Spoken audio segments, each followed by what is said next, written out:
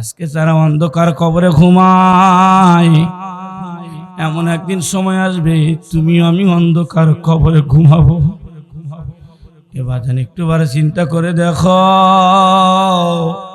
আজকে দুনিয়া কামাই করতে করতে কতবারই করলাম। আজকে দাগ দাগ জমি করো না, টাকা পয়সা কামাই করে ছেলে সন্তানকে শিক্ষিত বানাইতেছো। একটাবার চিন্তা করে দেখো, যেদিন তোমার জীবনের শেষ গোসলটা করানো হবে, সর্বপ্রথম যেই কাফনের কাপড়টা তোমাকে পরানো হবে, সেই কাফনের কাপড়ে কিন্তু একটা পকেটও নাই। কথা বলেন ঠিক কিনা? এ বাজান, এখনো সময় আছে, তওবা করে নাও, তওবা করে নাও।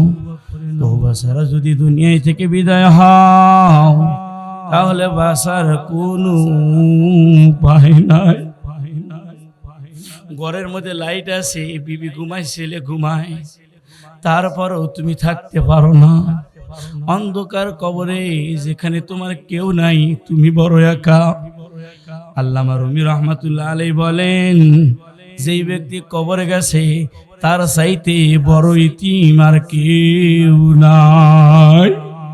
এ বাবা, এখনো সময় আছে, তওবা করো, তওবা করো। তওবা ছাড়া যদি মাওলার কবরে যাও, বাসার কোনো উপায় নাই। কথা বলেন ঠিক কিনা? নবীর যুগে এক মহিলা আসে, হুজুর ব্যভিচারের কারণে আমার পেটে বাচ্চা এসে।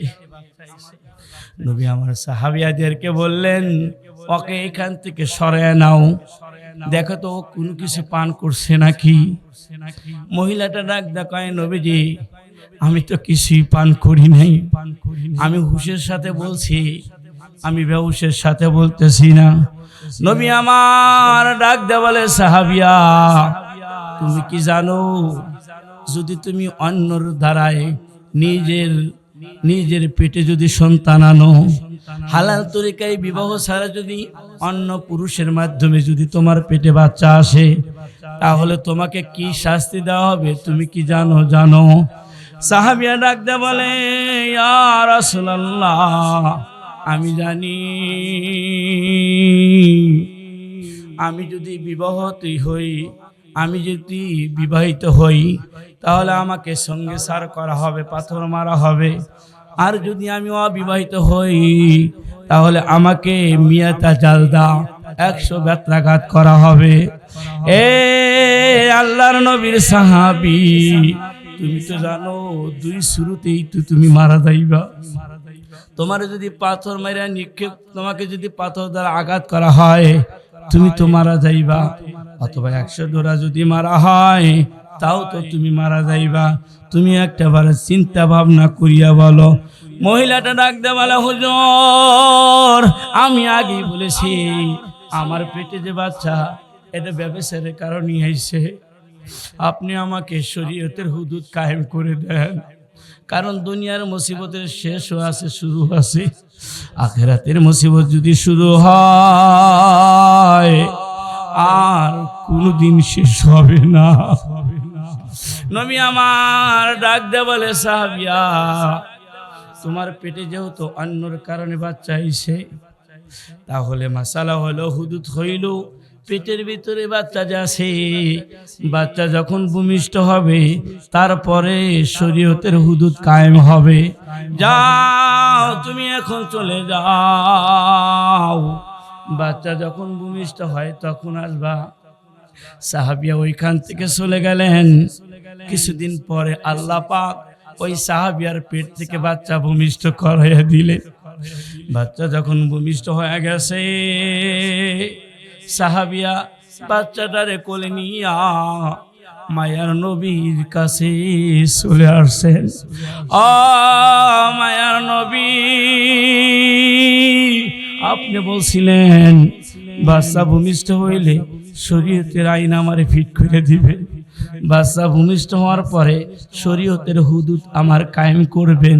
হুজুরও এই যে আমার কোলের ভিতরে বাচ্চা, এই বাচ্চাটা অন্য পুরুষের সাথে ব্যভিচার করার কারণে আমার পেটে আসছিল, সেই বাচ্চা ভূমিষ্ঠ হয়েছে। আপনি বলছেন বাচ্চা ভূমিষ্ঠ হওয়ার পর শরীয়তের হুদুদ কায়েম করবেন। মায়ার নবী, আমার বাচ্চা ভূমিষ্ঠ হইছে, আপনি শরীয়তের হুদুদ কায়েম করিয়ে দেন। নবী আমার ডাক দে বলে, সাহাবিয়া রে, পাগল হোস না, পাগল হোস না। ও সাহাবিয়া, হুদুদ কায়েম হইতে আর একটা সময়ের দরকার। তোমার পেট থেকে যে বাচ্চা হইছে, এই বাচ্চাটা একা খাইতে পারবে না। বাচ্চাটা স্বাস্থ্যবান হইতে গেলে, বড় হইতে গেলে, বাঁচতে গেলে তোমার বুকের দুধ প্রয়োজন। কথা বলেন ঠিক কি না? এই জন্য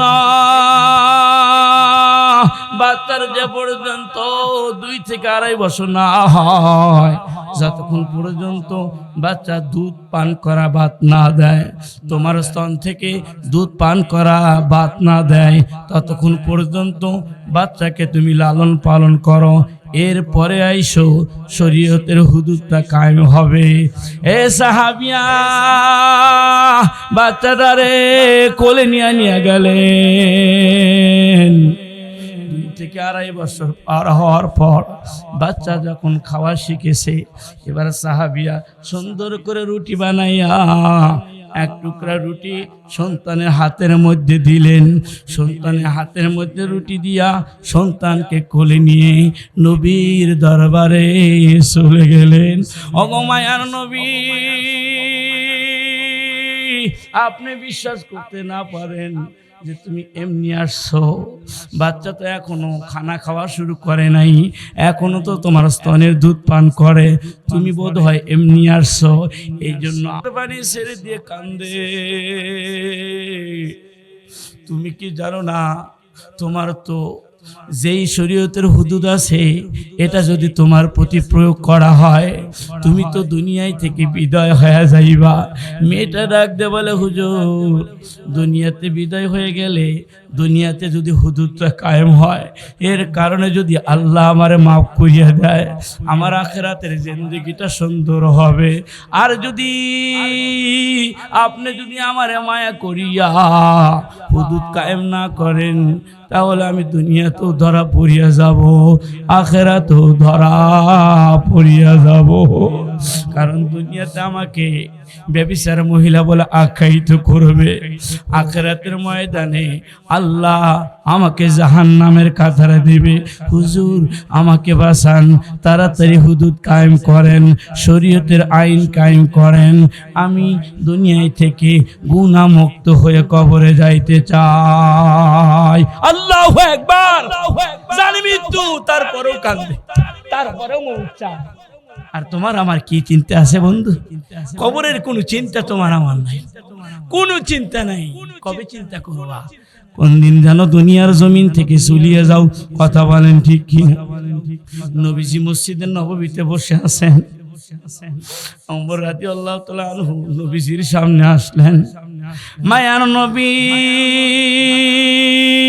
ওমরের দিকে তাকায় দেখেন, ওমরের চোখের মধ্যে পানি। কি রে ওমর, তার চোখের মধ্যে পানি কেন? ওমর ডাক দেয়া বলে, মায়ার নবী, এমন একজন যুবক আপনার দরবারে আসছে, যেই যুবক এমন ভাবে হাউমাউ করে কান্না শুরু করেছে, আর কান্না দেখে আমি নিজের চোখের পানি রাখতে পারি নাই। হুজুর, যুবক একটু আপনার সামনে আসতে চায়। নবী বলেন, তাড়াতাড়ি যুবককে আমার সামনে নিয়ে আসো। এ মুসলমান ভাই, ওমর রাদিয়াল্লাহু তাআলা আনহু যখন যুবককে নবীজির সামনে নিয়ে আসলেন, নবীজি যুবকের দিকে তাকায় দেখেন, যুবকের চোখে পানি। কিরে যুবক, কি হয়েছে? কান্না করস কে? কান্নার কারণ কি? যুবক কথা বলে না।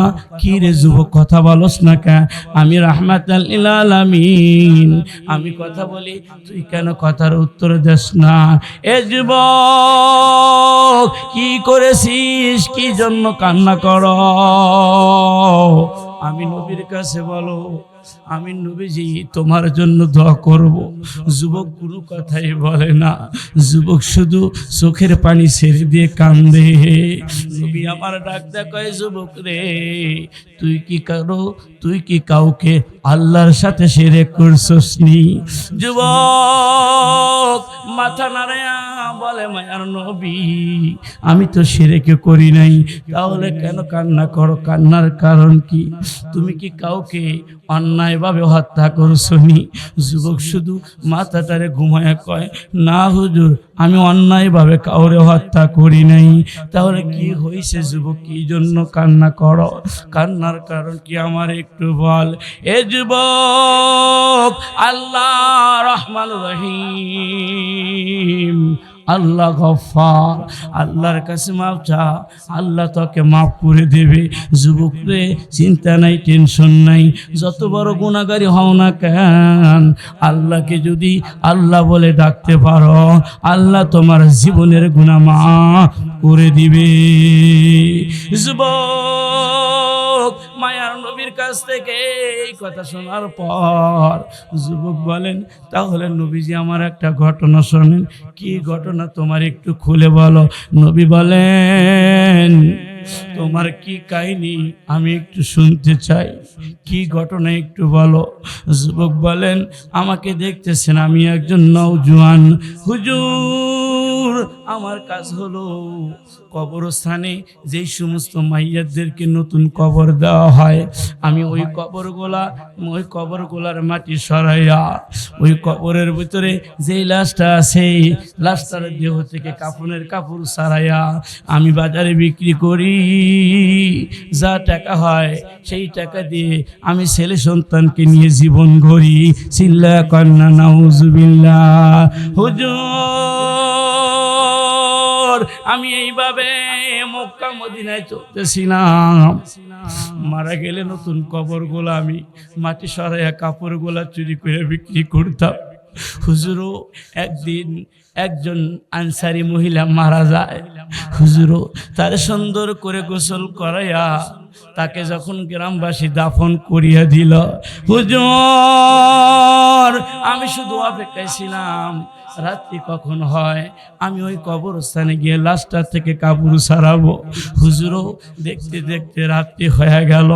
আমি হাঁটি হাঁটি পা পা করে একটা কোদাল কাঁধের উপর নিয়ে কবরস্থানের দিকে রওনা হয়ে গেলাম। সারা দুনিয়ার মানুষগুলো যখন নীরব হয়ে গেছে, সকলেই যখন ঘুমায় গেছে, আমি ঢুকলাম কবরস্থানে, কেউ জায়গা নাই, কেউ জায়গা নাই। হুজুর সর্বপ্রথম কবরের উপর থেকে মাটিগুলো আমি সরাইতেছিলাম, এরপরে দাওয়াত তুললাম, তালাই তুললাম, আমি কবরের মধ্যে নামিয়া গেলাম। নামার পরে মেয়েটা দেখলাম একটা মেয়ের লাশ। আমি কবর থেকে নাইমা কবরের লাশটারে সুন্দর করে আগলা করলাম। আমি লাশটার থেকে লাশটার থেকে কাফনের কাপড় খুলতেছিলাম। যেই মুহূর্তে মাথার সাইডের কাফনের কাপড়টা খুলে ফেলছি, আমি তাকায় দেখি এত সুন্দর মহিলা, এই সুন্দর মহিলা আমার চোখ কোনোদিনও দেখে নাই। হুজুর এত সুন্দর দেখা যায়, এত সুন্দর মিয়া আমি কোনোদিনও দেখি নাই, এত সুন্দর মিয়া আমি কোনোদিনও দেখি নাই। মেয়েটা দেখার পরে আমি নিজেকে কন্ট্রোল করতে পারি নাই। শয়তানের প্রবঞ্চনায় পড়ে মেয়ের দেহ থেকে সবগুলা কাপড় খুলে ফেললাম। এরপরে আমি মেয়েটার সাথে জেনায় লিপ্ত হয়ে গেলাম। হুজুরও আমি কবরের ভিতরে তার সাথে জেনা করতেছিলাম। যখন আমার তৃপ্তিশ মিটে গেল, যখন আমার দেহে থেকে সম্পদ শুক্রায়ুটা আউট হয়ে গেল, আমি দুর্বল হয়ে গেলাম। আমি কবর থেকে উঠতেছিলাম গো হুজুর, আমি কবর থেকে উঠে সামনের দিকে আগাইতেছিলাম, পিছন থেকে সুসু আওয়াজ হয়, তাকায়া দেখি কিছুই নাই। কোত্থেকে আওয়াজ আসে? হঠাৎ করে দেখলাম কবরের মধ্যে থেকে আওয়াজ আসে, ও যুবক, আমি কি অপরাধ করছিলাম তোর সাথে? যুবক, তুই তো আমার সাথে জিনা করলি, জিনা করার কারণে আমাকে তুই নাপাক কইরা ফেললি, আমি তো নাপাক অবস্থায় পড়ে আছি। যুবক রে, এখন তো দুনিয়ার কেউ দেখে নাই, কিন্তু একজন দেখছে, সে হলো আমার আল্লাহ। আল্লাহু আকবার। আল্লাহু খাবীরুম বিমা তা'মালুন, আল্লাহু খাবীরুম বিমা তা'মালুন, আল্লাহু বাসীরুম বিল ইবাদ। আল্লাহু আকবার বলেন। যুবক, কেউ দেখে নাই, দেখছে কিন্তু আমার আল্লাহ।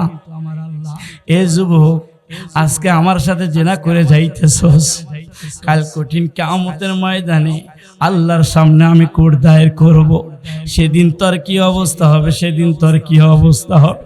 হুজুর, মেয়েটা যখন এই কথা আমার বলছে, আমার সিনার ভিতরে আমার কলিজাটা লড়ে উঠছে, ভিতরে ভয় সৃষ্টি হয়ে গেছে। আমি কি করলাম? দুনিয়ার মুসিবতের শুরু আছে, শেষও আছে। আখিরাতের মুসিবত যদি শুরু হয়, আর কোনোদিন শেষ হবে না। ডাকদা বলে, আল্লাহ, আমি তো অপরাধী, আমি কি করব? হুজুর, এই চিন্তায় আমি পেরেশানি ছিলাম, নিজেকে বুঝাইতে পারি না। শেষ পর্যায়ে আপনার দরবারে এসে আপনার কাছে সব খুলে বললাম। নবী আমার ডাক দে বলে, তোরা কে কোথায় আসো? আরে তাড়াতাড়ি দূরে সরাইয়া দে, কারণ ও যতক্ষণ এখানে থাকবে আল্লাহর গজব আসতে পারে, তাড়াতাড়ি দূরে সরাইয়া দে। এই কথা যখন বলছি, যুবক চোখের পানি ছেড়ে দিয়ে কান্দে। রাহমাতাল লিল আলামিন, তার কাছে তুই মাফ পাইলাম না, দুনিয়ার কেউ আমারে মাফ করবে না। যুবক মায়ার নবীর কাছ থেকে চলে গেলেন, জঙ্গলে অবস্থান নিলেন। প্রত্যেক দিন মালিককে কুদরতি পায়ে সেজদা দেয়, আর মালিককে ডাকে, আল্লাহ, আসমান বানাইছো তুমি, জমিন বানাইছো তুমি, ক্ষমতার মালিক তুমি, মাফ করার মালিক তুমি। ও মালিক, আমার নবীর কাছে গেছিলাম, নবী আমারে নৈরাশ করে দিছে, মাফ করে নাই। আমি চিন্তা করলাম নবী নৈরাশ করতে পারে, তুমি তো আমারে নৈরাশ করবা না, তুমি তো আমার মালিক, আমি তোমার গোলাম। আল্লাহু আকবার বলেন। এই কথা বলে আর কান্না করে। নবীজি বলেন, হঠাৎ করে আমার জিবরিল আসছে। কিরে জিবরিল, এই মুহূর্তে আমার কাছে কেন? জিবরিল এসে ডাক দেয়, কয়, মায়ার নবী, আসমান বানাইছে কে? কয় আল্লাহ। কয় জমিন বানাইছে কে? কয় আল্লাহ। আপনারে বানাইছে কে? কয় আল্লাহ। যে আল্লাহ জমিন বানাইছে, যে আল্লাহ আসমান বানাইছে, যে আল্লাহ আপনারে বানাইছে, ওই আল্লাহ এই মুহূর্তে ওই ব্যক্তির জীবনের গুনাহ মাফ করে দিছে। নবী আমার ডাক দে বলে, জিবরিল, আল্লাহ যদি মাফ করে আমার কি করার আছে? ওই আবু বকর কই, ওমর কই, আসো। কি আর রাসূলুল্লাহ, কি হইছে? যেই ব্যক্তিকে আমার দরবার থেকে তাড়াইয়া দিছিলাম, ওই ব্যক্তিকে নিয়ে আসো। ওই ব্যক্তিকে স্বয়ং আল্লাহ মাফ করে দিছে। আবু বকর ওমর তালাশ করতে করতে জঙ্গলে চলে গেছে, গিয়ে দেখে ওই ব্যক্তিটা সেজদায় পড়ে কান্না করে। সাইডে একটা রাখাল ছিল, রাখাল ডাক দেখায়, তুমি কি, তোমার পরিচয় দাও, তোমরা কোত্থেকে আসছো? কয়, আমরা আল্লাহর নবীর সাহাবী, আমি আবু বকর, ইনি হলেন ওমর। এখানে কেন? কয়, এই ব্যক্তির কাছে আসি। কয়, তাড়াতাড়ি এই ব্যক্তিকে নিয়ে যাও, কারণ এই ব্যক্তিটা কয়েক মাস হলো এইভাবে কান্না করতেছে। ওই মানুষটার কান্নার কারণে জঙ্গলের গাছগুলাও কান্না করে। এই ব্যক্তিটা এমন ভাবে কান্না করে, এই ব্যক্তিটার কান্না করার কারণে আমাদের উটগুলো খাবার খায় না, বকরিগুলো খাবার খায় না, সবাই শুধু চোখ দিয়ে পানি ছেড়ে দিয়ে কান্না করে। এই ব্যক্তি দামি মানুষ, আরে তাড়াতাড়ি জঙ্গল থেকে নিয়ে যাও। আবু বকর ওমর লোকটার কাছে গেলেন, চলো ভাই, আল্লাহ তোমারে মাফ করে দিছে। দুইজন তার হাত ধরে নবীজির দরবারে নিয়ে যাইতে শুরু করছেন। ওই মুহূর্তে ফজরের আজান হয়ে গেছে। আল্লাহু আকবার, আল্লাহু আকবার। আরে ফজরের নামাজ পড়লো আবু বকর ওমর রাদিয়াল্লাহু আনহুমা, এই দুইজন আর ওই ব্যক্তি মসজিদের ভিতরে ঢুকে গেছে। ওই সময় ইমাম সাহেব একটা কোরআনের আয়াত তেলাওয়াত করছে, একটা সূরা তেলাওয়াত করছে। পরের সূরায় তাকাসুর পড়া শুরু করছে। আলহাকুমুত তাকাসুর হাত্তা যুরতুমুল মাকাবির, এইভাবে আয়াতগুলো তেলাওয়াত করতেছে। শেষ পর্যায়ে যখন শেষ আয়াতটা তেলাওয়াত করছে, সুম্মা লা তুসআলুন্না ইয়াউমা ইযিন আনিন নাঈম, এই আয়াত যখন ইমাম সাহেব পড়া শুরু করছে, সঙ্গে সঙ্গে আবু বকর বলেন, আমাদের মাঝখানে যে ব্যক্তিরা দাঁড়ায়া ছিল, যাকে আল্লাহ মাফ করে দিয়েছেন, এমনভাবে চিৎকার দিছে, এক চিৎকার দিয়ে এক দুই হাত উপর দিকে উঠিয়া জমিনে পড়ে গেছে। আমরা নামাজ শেষ করে দেখলাম লোকটা দুনিয়ায় থেকে বিদায় হয়ে গেছে। আল্লাহু আকবার। নবীজির কাছে লোকটাকে যখন আনা হয়, নবীজি নিজে গোসল করাইয়া দিলেন, নিজে কাফনের কাপড় পরাইয়া দিলেন, নিজে জানাজা নামাজ করাইয়া কবরের ভিতরে শোয়া দিলেন। জান্নাতি হয়ে গেল। চিল্লা কান্না মারহাবা। এ বাজান, আমি তোমাদেরকে এই কথা বুঝাইতে চাই, যত গুনাহ করছো সমস্যা নাই, মালিককে মালিক বলে রাখো। সময় আছে, তৌবা করো, তৌবা করো। আর তয়বু মিনা জামবি কামাল্লা জাম্বালাহু, বান্দা যখন গুনাহ থেকে তৌবা করে, আল্লাহ পাক ওই বান্দার জীবনের গুনাহগুলো মাফ করে দেয়। এই জন্য বলছি বাবা, আল্লাহ বান্দারে বড় আদর করে বানাইছে। গলা পর্যন্ত আল্লাহ ফেরেশতা দ্বারা বানাইলো। আল্লাহ ডাক দেয়া কয়, ও ফেরেশতারা আর কি উপায়? কয়, আল্লাহ গো, গলা পর্যন্ত বানাইলাম, গলার পরে নকশি তো আমি জানি না, গলার পরে নকশা তো আমরা জানি না। আল্লাহ ডাক দেয়া বলে, ফেরেশতার দলেরা, গলার পরে নকশা আমি আল্লাহ নিজে বানাইব। আল্লাহ সুন্দর করে মাথাটারে বানাইলেন, আল্লাহ সুন্দর করে কপালটারে নিপে দিলেন, আল্লাহ সুন্দর করে চোখটারে বানাইলেন, আল্লাহ সুন্দর করে কানটারে বানাইলেন, আল্লাহ সুন্দর করে জবানটারে বানাইলেন। আল্লাহু আকবার বলেন। আল্লাহ কপালটারে বানায় আর ডাক দেখায়, বান্দা গুনাহ করবি, লা তাকনা তুমি রাহমাতিল্লাহ, নৈরাশ হবি না। একটাবার আমারে সেজদা দে, দিয়ে বল সুবহানা রাব্বিয়াল আলা। আমি আল্লাহ তোর গুনার দিকে তাকাবো না, তোর জীবনের গুনাহগুলো আমি আল্লাহ মাফ করে দেব। এ বন্ধু, এমন মাওলা পাইবা না। এই যে বাবা মুখটা বানাইছে, কিতাবের মধ্যে আছে, বান্দা যখন মূর্তি নিবে, মরে গেছে, জান্নাতি ফেরেশতারা আসবে, জাহান্নামী ফেরেশতারা আসবে। জাহান্নামীরা ডাক দেয়, আল্লাহ ওকে আমরা জাহান্নামে নিয়ে যাব। জান্নাতি ফেরেশতারা কয়, আল্লাহ ওকে আমরা জান্নাতে নিয়ে যাব। দুই দলের মধ্যে তর্ক। আল্লাহ বলেন, তর্ক করিস না, তর্ক করিস না। জান্নাতি ফেরেশতারা বান্দার পাশ, বান্দা যদি ভালো কাজে পা দিয়ে হেঁটে যায়, তাহলে বান্দার পায়ে থেকে মেশকো আম্বুরে সেন বাইর হবে। বান্দার হাত, বান্দা যদি হাত দিয়ে দান করে, বান্দার হাত দিয়ে মেশকো আম্বুরে সেন বাইর হবে। বান্দার মাথা, বান্দা যদি দিনের ব্যাপারে সঠিক চিন্তা সাজদা করে তাহলে মাথা দিয়ে মেশকো আম্বরে সেন বাইর হবে। জান্নাতি ফেরেশতারা ডাক দেয়, মালিক পা শুকলাম মেশকো আম্বর সেন নাই, হাত শুকলাম মেশকো আম্বরে সেন পাই না, মাথা শুকলাম ব্রেন মাথা থেকে মেশকো আম্বরে সেন বাইর হয় না, এই তো জাহান্নামী। আল্লাহ ডাক দেয়, ফেরেশতারা রে বান্দারে বড় আদর করে বানাইছি, ওয়াতিন ওয়াজাইতুন ওয়াতুর সিনিন ওয়াহাদাল বালাদিল আমিন। আল্লাহু আকবার, আল্লাহু আকবার। চার জিনিসের শপথ করে বলতেছি, বান্দার চাইতে সুন্দর কোন জিনিস বানাই নাই। লাকাদ খালাকনাল ইনসানা ফি আহসানি তাকওয়িম। বান্দা বড় সুন্দর, বান্দা বড় সুন্দর, বান্দারে সুন্দর করে বানাইছি। জাহান্নামে নেওয়ার জন্য বান্দারে বানাই নাই, জাহান্নামে দেওয়ার জন্য বান্দারে বানাই নাই।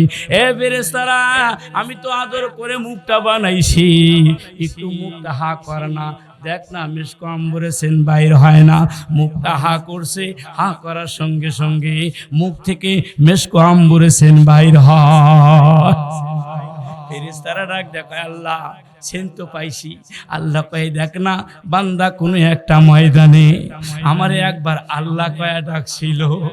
আমি জানি আমার বান্দার কোনো আমল যদি কবুল না হয়, আমি আল্লাহ ওই দিনকা আল্লাহ শব্দটা ওর মুখের ভিতরে হেফাজত করছি। জান্নাতি ফেরেশতারা যখন ওর মুখটা শুকবে, মুখ দিয়ে আমি মেশকো আম্বরে সেন বাইর করে দেব, বান্দাকে আমি জান্নাতি বানিয়ে দেব। চিল্লা কান্না মারহাবা। এ আল্লাহর বান্দা শোনো, আল্লাহর বান্দা শোনো, মালিক তো বড় মায়াশীল, মায়াশীল, কত ভালোবাসেন মালিক, কত ভালোবাসেন। শোনো বন্ধু শোনো, মায়ার নবী বলেন, একজন বান্দা ঘোড়া নিছে, বান্দা কিছু খেজুর নিছে, বান্দা কিছু পানি নিছে, মরুভূমির মধ্যে চলতেছে চলতেছে চলতে চলতে বান্দা ক্লান্ত হয়ে গেছে। মরুভূমির মধ্যে একটা গাছ পাইছে, গাছের নিচে বান্দা শুয়ে গেছে। আরে গাছের পাতার ঝিরি ঝিরি বাতাসগুলো বান্দার গায়ে লাগছে, বান্দা ঘুমায়া গেছে। ঘুম থেকে একটু পরে জেগে দেখে গোড়াও নাই, পানিও নাই, খেজুরও নাই। বলো তো ও আমার সাহাবীরা, বান্দার কত কষ্ট হবে।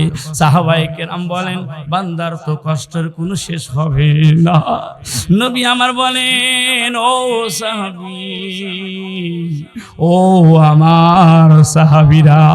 আবার আল্লাহর বান্দার ঘুম চলে আসে, বান্দা ঘুমায়া গেছে। বান্দা ঘুম থেকে জেগে দেখে ঘোড়াও আছে, খেজুরও আছে, পানিও আছে। বলো তো মরুভূমির মধ্যে বান্দা কত খুশি হবে। সাহাবারা বলেন, ও নবীজি, বান্দার তো আনন্দের কোনো শেষ থাকবে না।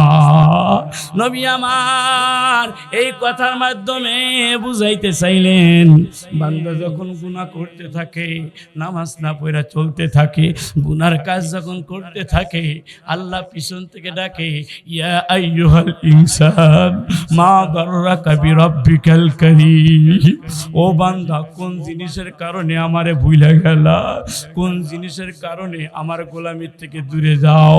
এ বান্দা, আমার সাথে মায়াশীল কই পাবি। বান্দা আয় না, বান্দা আয়, বান্দা আয়, বান্দা আয়। গুনাহ করছস কি আছে, গুনাহ করছস কি হইছে, একবার আমারে আল্লাহ কয়া দা, আমি আল্লাহ তোর জীবনের গুনাহগুলো মাফ করে দেব। নবী বলেন, ও সাহাবায়ে কেরাম শোনো, বান্দা যখন গুনাহ করতে চলতে থাকে, নামাজ না পড়া চলে, আল্লাহর কুদরতি কলবের মধ্যে তুফান শুরু হয়ে যায়, অস্থির হয়ে যায়। পিছন থেকে ডাকে, আয় বান্দা আয়, আয় বান্দা আয়। কুল ইয়া ইবাদিয়াল্লাযীনা আসরাফু আলা আনফুসিহিম লা তাকনাতু মির রাহমাতিল্লাহ। এ বান্দা গুনাহ করছস, তাই কি হইছে, নৈরাশ হইস না। আমি আল্লাহরে আল্লাহ বলে ডাক, আমি রহমত থেকে নৈরাশ হইস না, আমার রহমত থেকে নৈরাশ হইস না, রহমত থেকে নৈরাশ হওয়া হারাম। আমি আল্লাহরে আল্লাহ বলে ডাক, আমি আল্লাহ তোরে মাফ করে দেব। নবী বলেন, সাহাবীরা শোনো, নামাজ না পড়ে চলতে যখন থাকে, দাড়িতে যখন খুল লাগায়, আল্লাহ পাগল হয়ে যায়, অস্থির হয়ে যায়।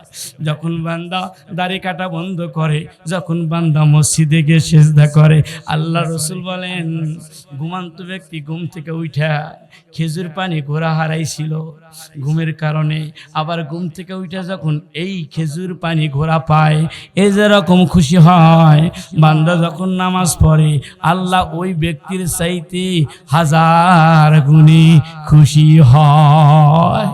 এই জন্য বন্ধু, আদর করে আল্লাহ বানাইছে জাহান্নামে দেওয়ার জন্য না। তোমাদেরকে অনুরোধ করবো বাবা, নামাজ পড়ো আর দাড়িতে খুল লাগাইও না, গুনার কাজটা ছাড়িয়ে দাও, বিবিকে পর্দায় রাখো, ঘর থেকে টেলিভিশন দূর করিয়া দাও, দুনিয়া কামাই করতে গিয়া নাফরমানি করো না। মনে রাখো, এই দুনিয়াতে কেউ থাকতে আসে নাই, চলে যাইতে হবে। কথা বলেন ঠিক কিনা বাজান? তোমাদেরকে আমি কি দিয়ে বুঝাই? ওসমানের মতো সাহাবী কবরের পাশে গিয়া কান্না করে, অথচ হাদিসের মধ্যে আসে ওসমান গনি আশারায়ে মুবাশশারা একজন সাহাবী, যাকে আল্লাহ দুনিয়ার জমিনে জান্নাতি ঘোষণা করছে। সেই ওসমান গনি কবরের পাশে গিয়ে হাউমাউ করে কান্না করে। সাহাবায়ে কেরাম বলেন, ওসমান কেন কান্না করো? যখন নবীজির দরবারে থাকো, জান্নাত জাহান্নামের যখন আলোচনা হয়, তখন তো তুমি কান্না করো না। কবরের কাছে আইসা কেন হাউমাউ করে কান্না করো? তুমি তো আশারায়ে মুবাশশারা একজন সাহাবী। ওসমান গনি ডাক দেয়া বলেন, ও দুনিয়ার মানুষ, তোমরা কি জানো না, কবর হইল বান্দার প্রথম ঘাঁটি, একের ঘর। এই ঘরে আমি ওসমান কেমনে থাকবো? আল্লাহু আকবার বলেন। আপনারা জানেন, মামা আইসে কথা বাড়াবো না আমি, আপনারা জানেন খাদিজাতুল কুবরা যাকে আল্লাহ সালাম দিছিল, আল্লাহু আকবার বলেন। আরে আমরা যারা হজ করেছি, জাবালে নূরে যারা গেছিলেন, জাবালে নূরে যারা উঠছিলেন, প্রত্যেক দিন 3 বার করে জাবালে নূরে আমার মা খাদিজাতুল কুবরা রাদিয়াল্লাহু আনহা খাবার দেয়। আল্লাহ খুশি হয়ে মা খাদিজাতুল কুবরাকে জান্নাতি বানায় দিলেন, সালাম পাঠাইলেন। আল্লাহু আকবার বলেন।